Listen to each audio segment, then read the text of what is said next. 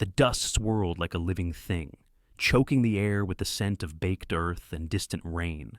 You can feel it on your skin, the heat pressing down, the river's humid breath rising from the Indus, carrying whispers of something ancient and unyielding. A line of shadows stretches across the horizon, 10,000 strong, their armor gleaming under the relentless sun. They move as one, a wave of bronze and iron, spears pointed skyward like fingers accusing the gods. The ground trembles beneath their feet, not from earthquakes, but from the march of men who seem eternal. And in the villages ahead, the people watch, hearts pounding, knowing that these are no ordinary soldiers. These are the Immortals, the unkillable guardians of an empire that swallows worlds. But what they demand this day isn't battle, it's tribute. And the price? It's more than gold. It's the future of an entire people, wrapped in silence and fear. The riverbank echoes with the low murmur of voices, a mix of commands in a foreign tongue and the cries of those who see their lives changing forever. The Immortals halt, forming a wall that blocks the sun, casting long shadows over the gathered crowd. Women in bright cloths clutch their children closer, eyes wide with the stories they have heard, tales of conquerors who take not just land, but souls. The air thickens with anticipation, the kind that builds before a storm breaks. One step forward from the ranks. A figure in gilded armor raises his hand. The demand is made, and in that moment, the world shifts. But that was only the beginning. What followed would echo through centuries, a shadow cast by power's unyielding grip. This wasn't chaos. This was calculation, a machine of empire turning, gears oiled by strategy and ambition. The Achaemenid Persians didn't conquer with blind rage. They built systems that endured, provinces that fed the heart of their realm. The Indus Valley, with its fertile plains and golden rivers, wasn't just land to be taken. It was a prize in a grand design, one that stretched from the Mediterranean to the edges of the known world. In 518 BCE, under the rule of Darius the Great, the Persians pushed eastward, annexing territories that would become the satrapies of Gandhara and Hindush. The Immortals, that elite force of 10,000, were the tip of the spear, symbols of invincibility. Their name came from their unbreakable number, fall one, and another rose to take his place. They weren't monsters from myth. They were men trained to perfection, guardians of the king's will. The stakes were immense. For the Persians, failure meant the unraveling of an empire built on tribute and loyalty. For the people of the Indus, it meant submission to a distant throne, their ways bent to fit a new order. Why does this matter now? Because it shows how empires rise not on blood alone, but on the quiet machinery of control, taxes, roads, alliances that bind tighter than chains. And in the shadows of that machine, stories of what was lost linger, whispers of a price paid in human lives. Historians debate the exact toll, but the echoes remain. Long before the march to the Indus, the seeds of empire were sown in the highlands of Persia. The Achaemenid realm began with Cyrus the Great, a king who united tribes and toppled kingdoms. Born in the rugged lands of Persis, Cyrus wasn't destined for greatness by blood alone. His early years were marked by survival, a boy raised among shepherds, or so the legends say, hardened by the harsh winds and sparse pastures. But it was a pivotal moment that forged him. The rebellion against the Medes, his overlords. In 550 BCE, he led a force against Astyages, the Median king, in a battle that shattered old alliances. Cyrus didn't just win, he absorbed. He took the Median army, their knowledge, their vast territories, and turned them into the foundation of something larger. This wasn't random conquest. Cyrus saw the system, a network of roads connecting distant lands, couriers carrying messages at breakneck speed, a bureaucracy that tracked every grain of tribute. He expanded it, pushing into Lydia, Babylon, and beyond. But the East called louder. Around 535 BCE, his forces reached the fringes of the Indus Valley, annexing Gandhara. The people there, with their hill forts and river trade, became part of the fold. Cyrus humanized his rule. He freed captives, respected local gods, built alliances where others burned bridges.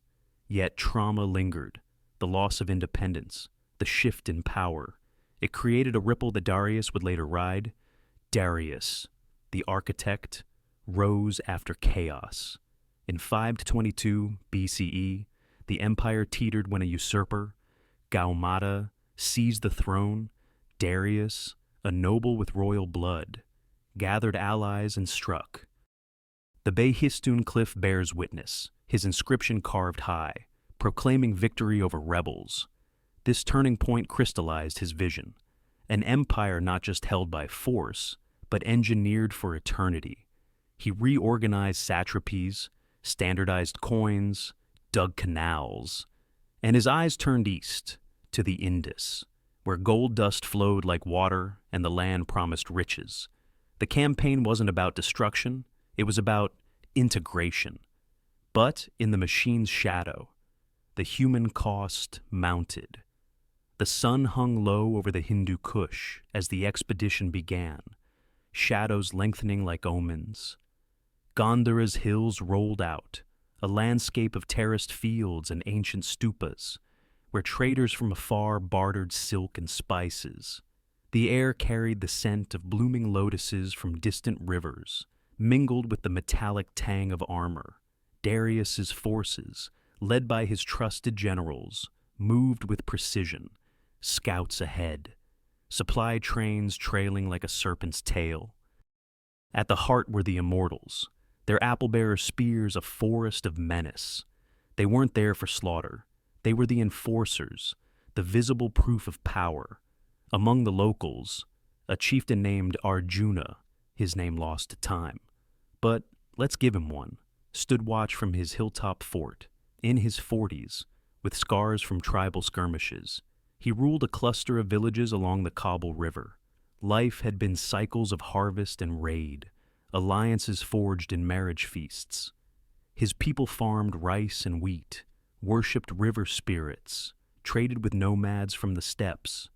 Arjuna cared deeply for his kin, the laughter of children in the courtyards, the songs of women weaving cotton. But rumors preceded the Persians, tales of an army that never died, led by a king who claimed divine right. The confrontation came at a ford where the river narrowed. Persian envoys rode forward, bearing gifts and demands, submission, tribute, alliance. Arjuna met them under a banyan tree, its roots twisting like fate. The demand was clear: recognize Darius as overlord, send gold, men for the army. Refusal meant the Immortals would advance. Tension built as Arjuna weighed his options. His warriors, armed with bows and axes, numbered hundreds, not thousands. The air hummed with unspoken threats, the glint of spears, the stamp of horses. Arjuna refused at first, pride flaring like a flame. The act was swift. The Immortals formed ranks, shields interlocking, a wall of discipline. No wild charge, just steady pressure. Arrows flew, but Persian armor held. Arjuna's men fell back, the river running red in places. The chieftain yielded, not from cowardice, but survival. This wasn't about one man, it was about the system. Darius's machine absorbed Gandhara, turning it into a satrapy. Tribute flowed, gold dust, elephants for war. And in the aftermath, the locals learned of Persian ways, roads built, taxes levied, peace enforced. Historians suggest this integration prevented larger bloodshed, but parallels linger in modern empires, where control masks the cost. The escalation came as the campaign pushed deeper, shifting south to Hindush, the lower Indus plains. Here, the perspective changes to that of a Persian officer, Hydarnes, commander of the Immortals. From his view, the east was opportunity, a land of wonders, rivers wider than the Euphrates, people with dark skin and intricate tattoos. But challenges mounted. The heat sapped strength. Monsoons turned paths to mud. Locals resisted in pockets, ambushes from reed beds, poisoned wells. The machinery showed its teeth. Reports flowed back to Darius via royal roads, satraps noting unrest, incentives for loyalty, tax breaks for cooperators, positions in the administration. The spread was methodical, forts established, garrisons posted. Numbers tell the tale. Whole regions submitted without fight, awed by the Immortals' reputation. But where resistance flared, the response was firm. Villages emptied as people fled or pledged fealty. One brief moment, a riverside skirmish, where a local force charged, only to break against the Immortal line. The aftermath focused on order, survivors incorporated, not erased. A breather amid the push, Hydarnes paused by the Indus, watching fishermen cast nets under a sunset that painted the water gold. An ironic detail, the conquerors sampling local curry, spices burning tongues unused to such fire, beauty amid expansion, a contrast to the grind. But the machine rolled on, absorbing, transforming. The climax unfolded at the Jhelum's banks, where the system peaked or cracked. Time slowed as the Persians faced a coalition of tribes, led by a warrior queen. Let's call her Priya, a figure of legend in local tales.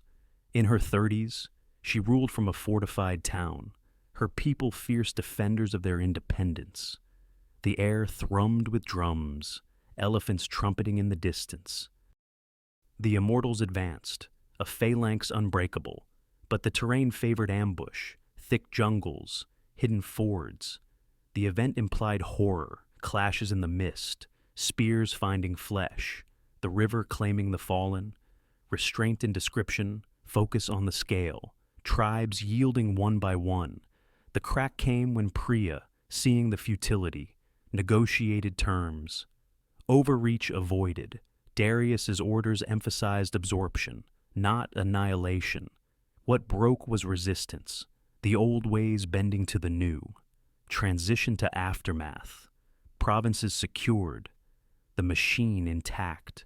Fate turned for Darius. His later wars in Scythia and Greece tested the empire, but he died in 486 BCE, throne passing to Xerxes. Survivors in the Indus adapted, blending Persian administration with local customs. Power shifted subtly. Indian troops fought at Marathon, elephants in Persian wars, long-term, cultural exchange, Aramaic scripts influencing Kharosthi. One ironic detail, the gold dust tribute, meant to enrich Persia, seeded ideas that outlasted the empire. Modern discovery unearthed the ties. In the 19th century, archaeologists at Taxila found Persian-style columns, coins bearing Darius's image.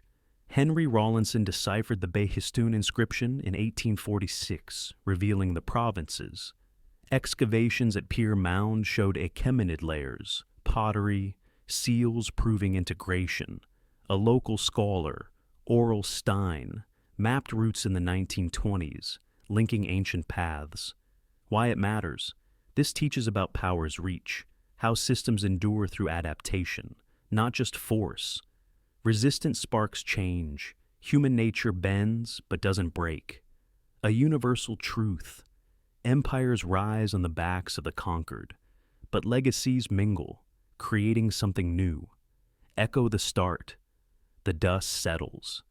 The Immortals march on. Shadows fading. What changed? A valley bound to a distant king lives woven into a larger tapestry. The people of the Indus were meant to fade into obscurity. But they didn't. Their stories survive in inscriptions, in the earth, in memory. And now, they're here with you, because you chose to listen. If this tale gripped you, share in the comments. What echoes of ancient empires do you see today? Subscribe for more dives into history's shadows. And remember, power's machine turns still, but knowledge lights the way.